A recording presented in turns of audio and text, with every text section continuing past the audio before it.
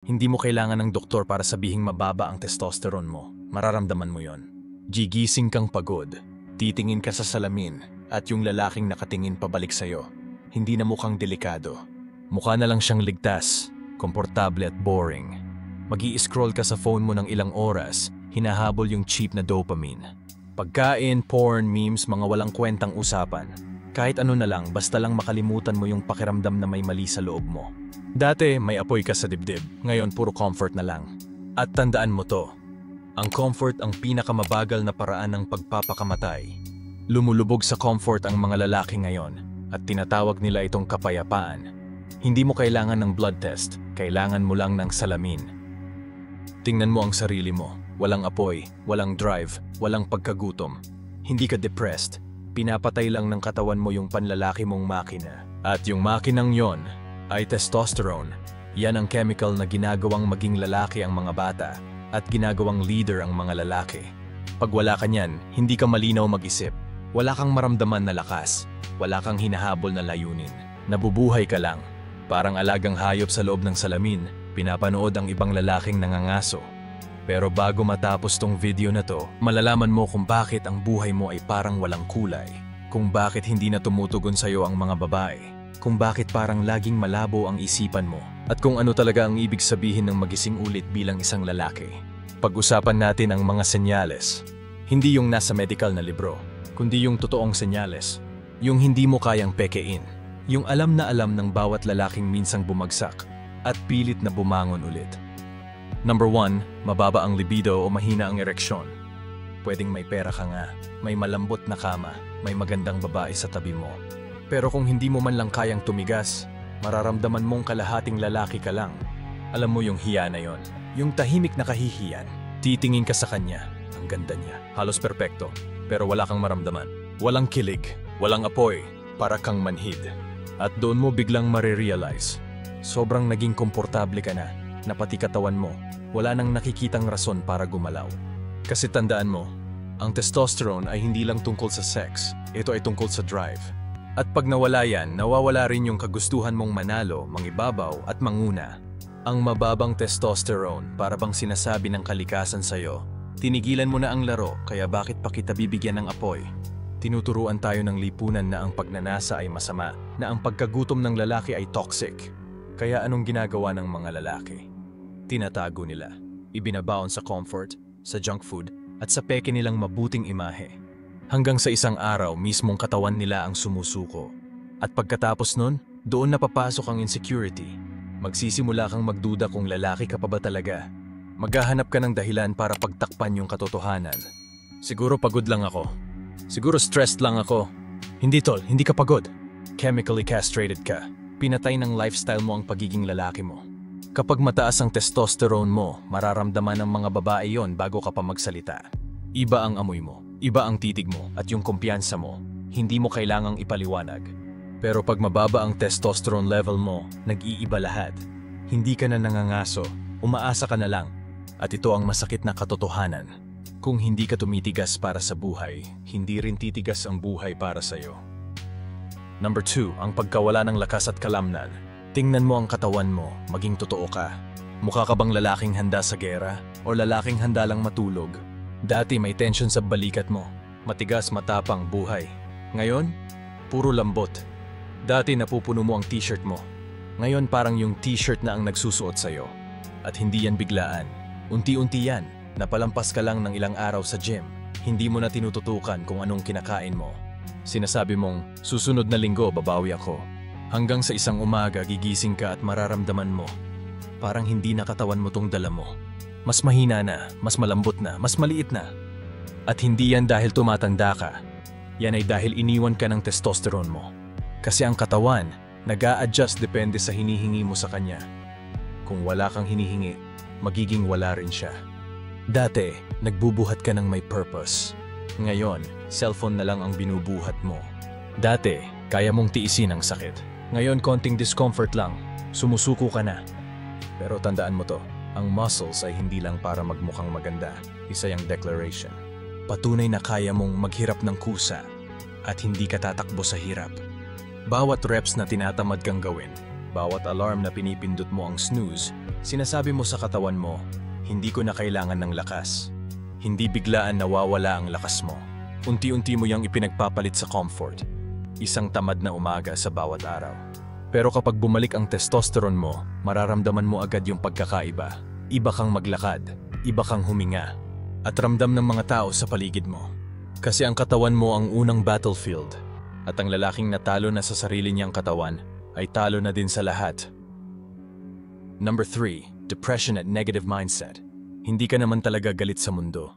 Galit ka lang sa kung sino ka na ngayon sa mundo. Gigising ka sa umaga at para bang ang bigat ng lahat, hindi dahil mahirap ang buhay, kundi dahil mahina ka na. Ang mababang testosterone ay hindi lang pumapatay ng sex drive, pumapatay yan ng kaluluwa mo. Pinapatay yung boses sa loob mo na dati ay nagsasabing, wala to kayang kaya ko to. Dati nangangarap ka pa, ngayon puro scroll ka na lang. Dati pakiramdam mo wala kang hindi kakayanin. Ngayon, hindi mo nga kayang mag-focus para lang magsimula. At ang pinakamasama pa, pinapaniwala mo ang sarili mo na normal lang yan. Sinasabi mo sa sarili mo na yung pagiging pagod, malungkot, at walang gana. Normal lang daw sa tao. Hindi, tol. Yan ay dahil pinasuko ka na ng modernong buhay, chemically neutered, parang tinanggalan ka ng tapang nang hindi mo napapansin. Kasi ayaw ng sistema sa mga lalaking mataas ang testosterone. Kasi ang mga lalaking mataas ang testosterone ay nagtatanong, lumalaban, nagiging leader. Pero ang mga mababa ang testosterone ay tahimik, nakaupo lang, kumukonsumo at sumusunod lang. Hindi gusto ng lipunan ang mga mandirigma. Gusto nila ng mga trabahador. At wala nang mas mabilis na paraan para makagawa ng sunod-sunurang trabahador, kundi ang lalaki na wala ng apoy sa dugo niya. Ito ang katotohanan, wala kang depression. Meron kang galit na hindi mo na ilalabas, layunin na hindi mo mabuhay, at enerhiyang nakatago na gustong-gustong kumawala. At pag nagsimula ka ulit gumalaw, mag-training, at magtiis, magigising ulit yung enerhiya na yon, aangat ulit ang mood mo, lilinaw ulit ang kaisipan mo, kasi nagsisimula ng maalala ng katawan mo kung sino ka talaga. Hindi mo kailangan ng therapy, kailangan mo ng gera. Number 4, brain fog at mahina ang focus. Buhay ang katawan mo, pero tulog ang utak mo. Umupo ka para magtrabaho, at pagkalipas lang ng ilang minuto, hawak mo na naman ang phone mo. Notifications, reels, random videos. Parang unggoy ang isip mo na may ADHD. Talon ng talon sa kung saan-saan. Hindi mo matapos ang mga gawain. Hindi ka makapag-concentrate. Lahat parang malabo, parang may ulap sa isip mo. At hindi lang yan simpleng distraction. Yan ay dahil mababa ang testosterone mo. Kapag mababa ang testosterone mo, bumabagsak din ang dopamine sensitivity ng utak mo. Hindi ka na nakakaramdam ng motivation kasi wala na yung I'm winning rush na dati mong nararamdaman. Hindi ka makapag-focus kasi ang katawan mo wala nang nakikitang dahilan para gawin yon.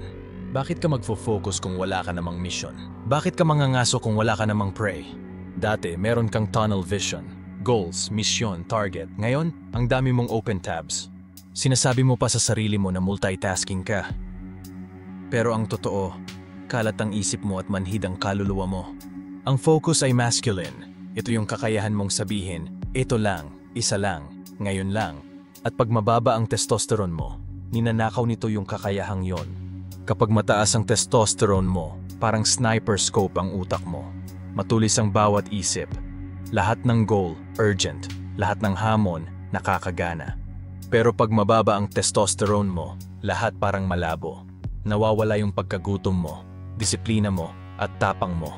Hindi ka tamad, chemically unfocused ka lang. Ayusin mo ang testosterone mo, at ang isip mo ay magiging sandata ulit.